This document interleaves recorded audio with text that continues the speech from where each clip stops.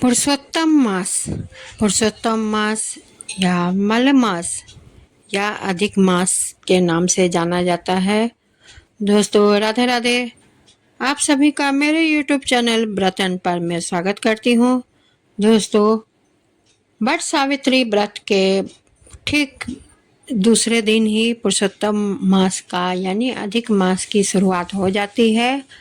और अधिक मास में क्या क्या दान करना चाहिए, कैसे दान करना चाहिए और ये दान करने से क्या होता है, आइए मैं ये कथा आप सभी को पूरे अधिक मास सुनाने की कोशिश करूँगी। और सबसे पहला आज पहला अध्याय आज ही से स्टार्ट करूँगी।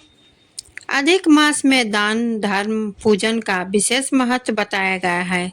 इस माह में व्रत उपवास करने से मनुष्य की कई गुना पुण्य फल प्राप्त होता है। इस महीने में पुरुषोत्तम मास महात्म्य कथा पढ़ने से भगवान विष्णु की कृपा प्राप्त होती है। कल्प वृक्ष के समान भक्तजनों के मनोरथ को पूर्ण करने वाले वृंदावन की शोभा के अधिपति अलौकिक कार्यों द्वारा समस्त लोक को चकित करने वाले वृंदावन बिहारी पुरुषोत्तम भगवान को नमस्कार करता हूँ। नारायण नर नरोत्तम तथा देवी सरस्वती और श्री व्यास जी को नमस्कार कर जय की इच्छा करता हूँ।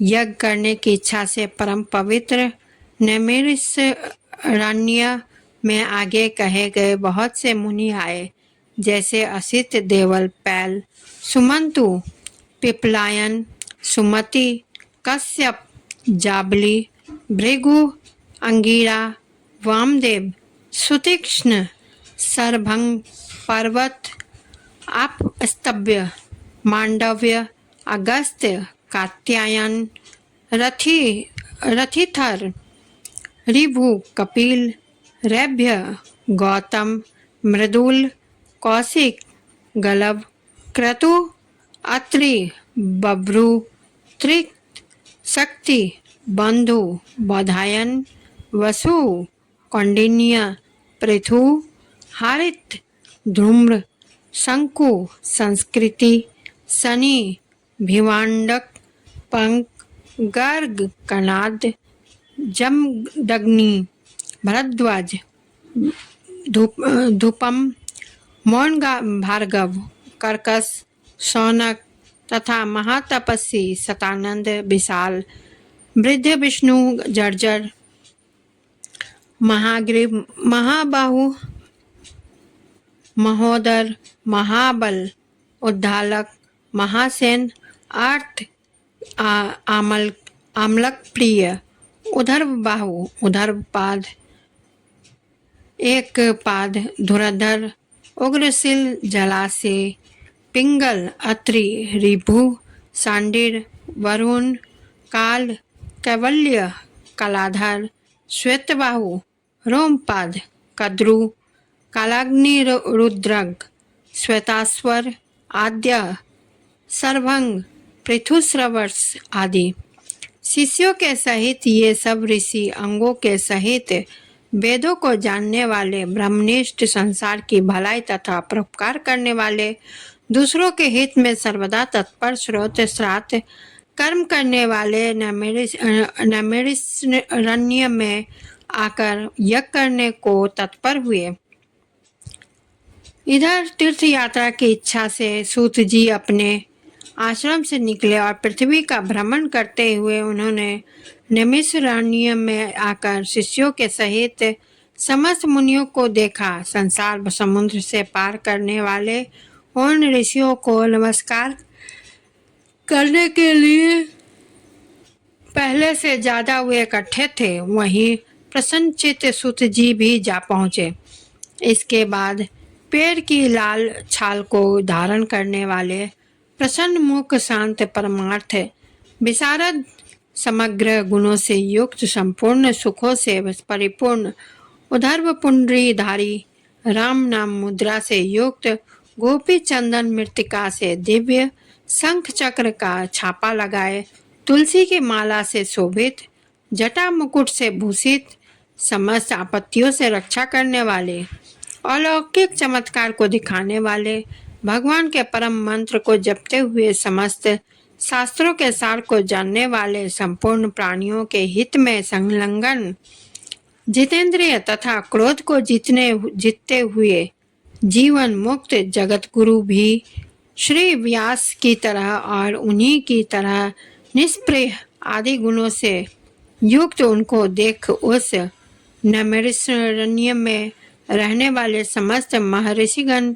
सहसा उठ खड़े हुए, विविध प्रकार की विचित्र कथाओं को सुनने की इच्छा प्रकट करने लगे। तब नम्र भाव स्वभाव सूत जी प्रसन्न होकर सब ऋषियों को हाथ जोड़कर बारंबार दंडवत प्रणाम करने लगे। ऋषि लोग बोले, हे सूत जी, आप चिरंजीवी तथा भगवत भक्त हो। हम लोगों को आपने योग सुंदर आसन लगाया है। महाभाग, आप थके हैं, यहाँ बैठ जाइए। ऐसा सब ब्राह्मणों ने कहा। इस प्रकार बैठने के लिए कहकर जब सब तपस्वी समस्त जनता बैठ गई, तब विनय पूर्वक तपोवृद्ध समस्त मुनियों से बैठने की अनुमति लेकर प्रसन्न होकर आसन पर सूत जी बैठ गए। तदंतर सूत जी को सुखपूर्वक बैठे हुए और भ्रमर रहित देखकर पुण्य कथाओं को सुनने की इच्छा वाले समस्त ऋषि यह बोले, हे सूत जी, हे महाभाग, आप भाग्यवान हैं। भगवान व्यास के वचनों के हार्दिक अभिप्राय को गुरु की कृपा से आप जानते हैं। क्या आप सुखी तो हैं? आज बहुत दिनों के बाद कैसे इस वन में पधारे? आप प्रशंसा के पात्र हैं। व्यास शिष्यों शिरोमणि, आप पूज्य हैं। इस असार संसार में सुनने योग्य हजारों विषयों हैं, परंतु उनमें श्रेष्ठ कर थोड़ा सा और सारभूत जो हो वह हम लोगों से कहिए। हे महाभाग, संसार समुद्र में डूबते हुओं को पार करने वाला आप, शुभ फल देने वाला आप, आपके मन में निश्चित विषय में जो हो वही हम लोगों से कहिए। हे आज्ञारूप अंधकार से अंधे कुओं को ज्ञान रूप चक्षुक देने वाले, भगवान के लीला रूपी रस से युक्त परमानंद का कारण, संसार रूपी रोग को दूर करने से रसायन के समान जो कथा का सार है वह शीघ्र कहिए। इस प्रकार शौनक आदि ऋषियों के पूछने पर हाथ जोड़कर सूत जी बोले, हे समस्त मुनियों, मेरी कही हुई कथा को जो आप लोग सुनिएगा। हे विप्रो, पहले मैं पुष्कर तीर्थ को गया। वहाँ स्नान करके पवित्र ऋषियों, देवियों तथा पितरों को तर्पण आदि से तृप्त करके तब समस्त प्रतिबंधों को दूर करने वाली यमुना तट पर गया। फिर क्रम से अन्य तीर्थों को जाकर गंगा तट पर गया। पुनः काशी आकर अन्वंतर गया तीर्थ पर गया।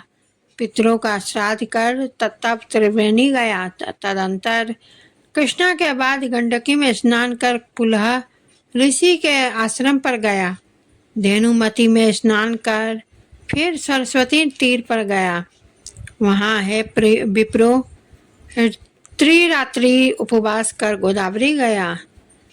फिर कृतमाला, कावेरी, निर्विंध्या, ताम्रपर्णिका, तापी, बहयासी, नंदा, नर्मदा, सरमदा नदियों पर गया। पुनः चर्मनवती में स्नान कर पीछे सेतुबंध रामेश्वरम पहुंचा।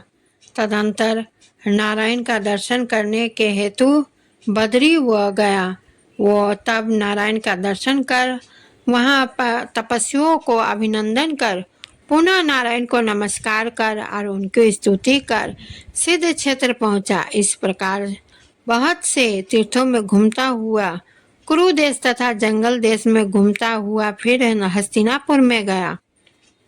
हे द्विज, वहाँ यह सुना कि राजा परीक्षित राज को त्याग बहुत ऋषियों के साथ परम पुण्यप्रद गंगा तीर गए हैं और उस गंगा तट पर बहुत से सिद्धि सिद्ध किए हैं। भूषण जिनका ऐसे योग लोग और देवर्षि वहाँ पर आए हैं, उसमें कोई निराहार, कोई वायु भक्षण कर, कोई जल पीकर, कोई पत्ते खाकर, कोई श्वास को ही आहार कर, कोई फलाहार कर और कोई कोई फैन का आहार कर है। हे द्विजो, उस समाज में कुछ पूछने की इच्छा से हम भी गए। वहाँ ब्रह्म स्वरूप भगवान महामुनि व्यास के पुत्र, बड़े तेज वाले, बड़े प्रतापी श्री कृष्ण के चरण कमलों को मन में धारण किए हुए श्री सुखदेव जी भी आए।